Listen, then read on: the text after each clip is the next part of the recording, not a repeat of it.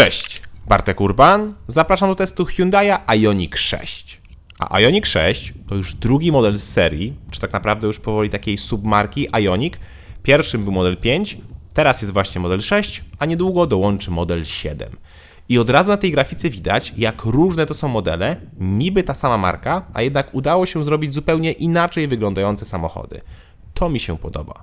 O ile Ioniq 5 był mocno kanciasty i miał wszędzie takie motywy pikseli, tak 6 wygląda mocno opływowo, jak takie skrzyżowanie ryby i Porsche Taycana. Ale żeby nie było, tutaj też jest mnóstwo pikseli, z tym, że pochowanych. Na lusterkach, na zderzaku, na lampach czy na klapie z tyłu. W ogóle z tyłu ma ukryte światło, które też ma piksele i te piksele są widoczne z góry. Nie wiem dla kogo to, może dla kierowców tirów, ale wygląda to super w nocy. W ogóle światło tylne przez całą szerokość wygląda świetnie.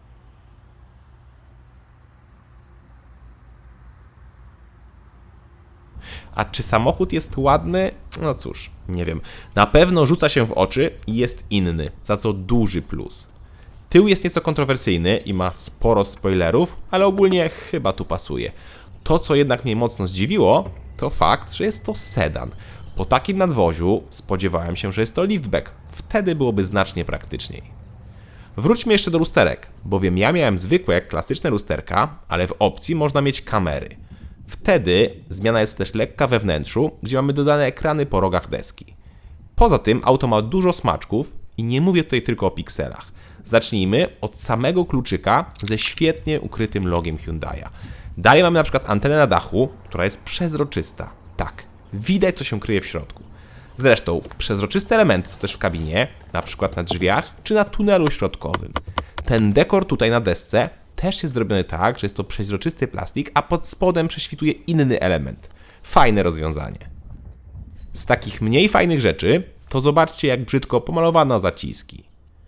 Poza tym samochód ma rozkładane klamki tylko po to, żeby jeszcze bardziej obniżyć współczynnik oporu powietrza, który wynosi 0,21 dla wersji z cyfrowymi lusterkami oraz 0,22 dla odmiany, którą testuję, czyli ze zwykłymi lusterkami. Nie jest to rekord, bo niższy współczynnik ma chociażby Mercedes EQS, ale i tak ta 0,21 i 0,22 to są genialne wyniki. Ciekawe, czy wpłyną na zużycie prądu. Ale o tym będzie później. Teraz szybki rzut oka na wymiary. Auto ma 4885 mm długości, 1880 szerokości oraz tylko 1495 mm wysokości.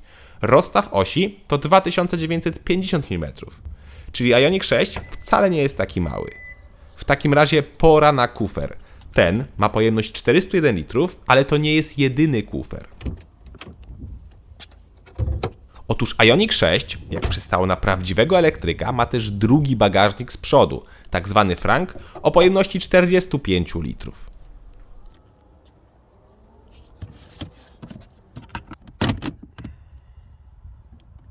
Kufer główny ma drugie dno i co ciekawe, jest obity nawet na górze. To nawet auta klasy premium mają często gołą blachę na górze. Brawo Hyundai. Szkoda tylko, że nie ma haczyków na zakupy czy gniazda pod zapalniczkę. Są za to cięgna do położenia tylnej kanapy.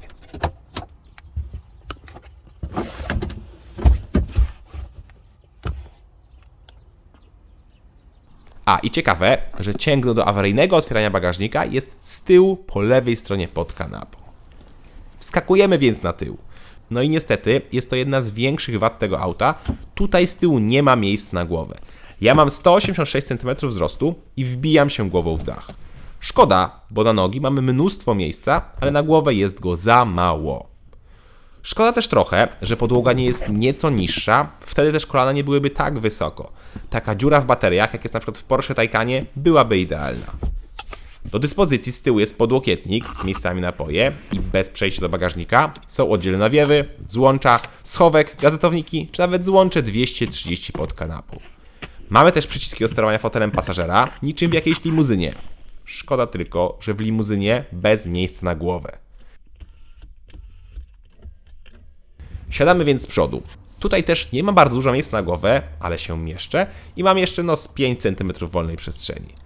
Fotel jest w pełni elektryczny, a kierownica już manualna.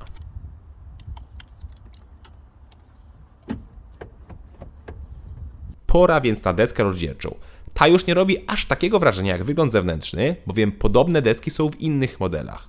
To, co zwraca na siebie uwagę, to brak logo na kierownicy. Tylko 4 kropki, czy tam 4 piksele. I to jest właśnie literka H, ale w alfabecie Morsa. Sprytne. W ogóle te kropki świecą na różne kolory, w zależności od trybu jazdy, ładowania, czy nawet biegu, jaki włączymy. Nad kierownicą mamy jeden ekran od cyfrowych zegarów, a obok drugi od multimediów. Cyfrowe zegary działają naprawdę szybko, ale niestety mają tylko mocno futurystyczne motywy. W zasadzie to jeden motyw w 2 kolorach. Drugi ekran działa również bardzo szybko poza nawigacją. Ta zazwyczaj potrzebuje więcej czasu, żeby się uruchomić i czasami lekko klatkuje. Poza tym na ekranie mamy mnóstwo opcji do zmieniania, w tym nawet takie rzeczy jak dźwięk silnika czy sposób, w jaki ma reagować hamulec. Pod ekranem mamy też oddzielne przyciski do audio oraz do klimatyzacji. Co prawda do klimatyzacji są to przyciski dotykowe, ale przynajmniej nie są schowane na ekranie górnym. Schowane za to są przyciski do szyb, których nie ma na drzwiach, tylko na tunelu środkowym. Początkowo jest to nieco skomplikowane. A, zapomniałem jeszcze o bajerze, jakim są kamery pokazujące martwy punkt, czyli po włączeniu kierunkowskazu na zegarach cyfrowych wyświetla się obraz z kamery. To jest fajne. Pora więc na materiały.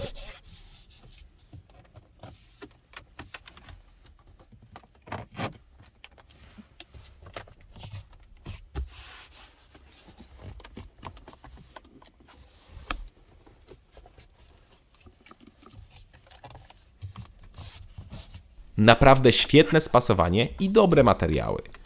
To w takim razie pora na schowki, a potem zaglądamy pod maskę.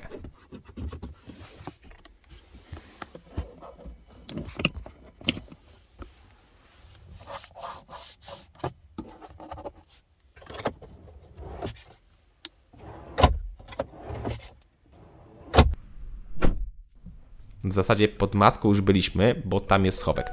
Nowy Ioniq 6 to auto w pełni elektryczne, które może mieć jeden z 2 napędów. Albo napęd na tył i 229 koni, albo napęd AWD, czyli na 4 koła i 325 koni.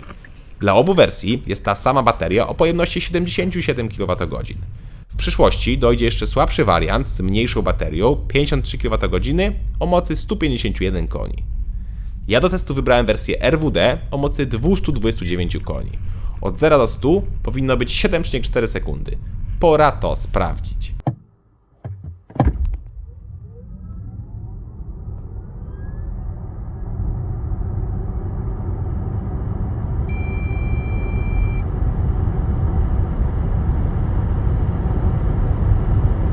Wynik to 7,1 sekundy.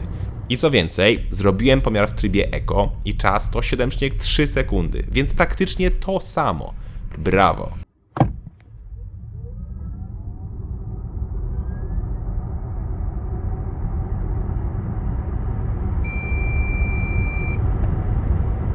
Różnica w osiągach, a raczej w reakcji na gaz, jest widoczna dopiero podczas testów elastyczności, gdzie w Eco auto zbiera się przeciętnie, a w Sport wyrywa w mgnieniu oka.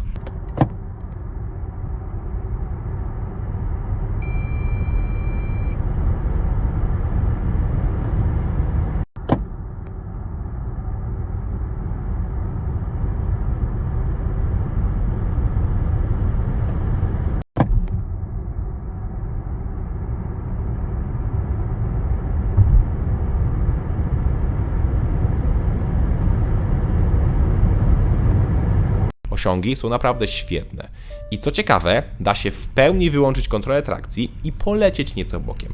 Z miejsca trakcji ciężko zerwać na suchym, ale slajdem da się lekkim pojechać.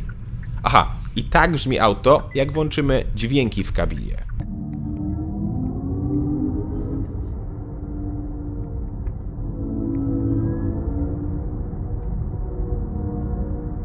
No jak statek kosmiczny. Samochód prowadzi się pewnie i przyjemnie i jest też nieco sztywny, ale też sporo waży, więc to normalne.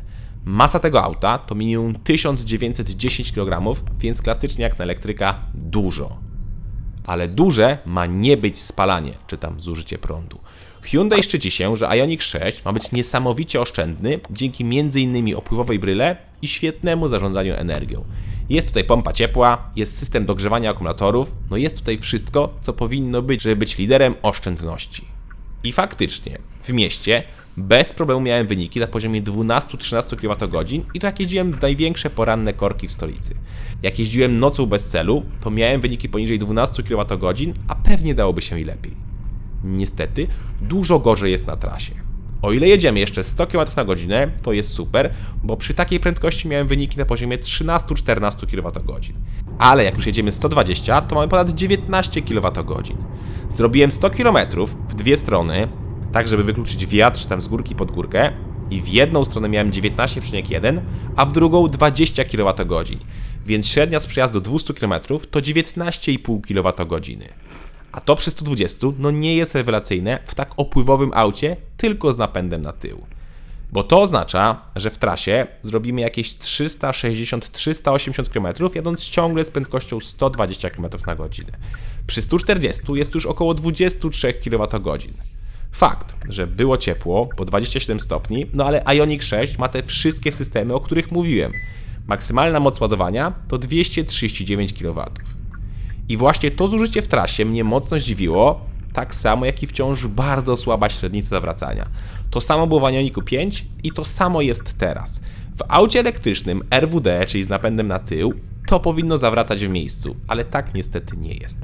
Warto też zobaczyć, jak duża jest różnica w zużyciu prądu pomiędzy kołami 18 a 20 cali. W Polsce wszystkie auta wjeżdżają tylko póki co na 20-calowych kołach, a na 18 mamy zużycie 1,7-1,8 kWh mniej na 100 km, a to sporo. Sprawdźmy więc, czy cena też jest spora. W ogóle Ioniq 6 nie ma wersji wyposażenia, jest tylko jedna, a opcje są tylko 3. Lakier perłowy czy metaliczny za 2900 zł, lakier matowy, czyli tak jak u mnie za 4500 zł. Ostatnia opcja to cyfrowe lusterka za 8000 zł. Poza tym dostajemy zawsze w pełni wyposażone auto. I tak Ioniq 6 z napędem na tył kosztuje minimum 285 tysięcy złotych, a dopłata do AWD i większej mocy to 20 tysięcy złotych, czyli kosztuje wtedy 305 tysięcy złotych. Drogo, zwłaszcza że Tesla Model 3 kosztuje obecnie 206 tysięcy złotych, a jest szybsza i oszczędniejsza. Ba, najmocniejsza Tesla 3 Performance, która robi setkę w 3,3 sekundy, kosztuje 257 tysięcy złotych. Dużo taniej. Z tym, że Tesla nie ma na przykład wentylowanych foteli, nie ma head-up display, ma mniejsze koła i jest wykonana z gorszych materiałów. Jest też dużo krótsza, bo 19 cm, a to dużo.